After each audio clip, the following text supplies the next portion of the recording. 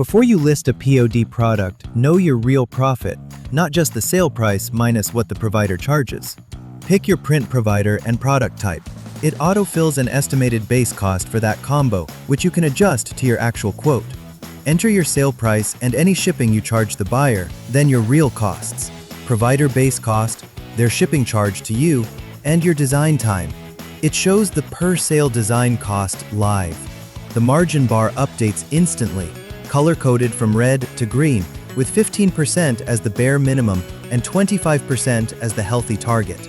If your price is too thin or you're actually losing money, it warns you and suggests the exact price you'd need for a 25% margin.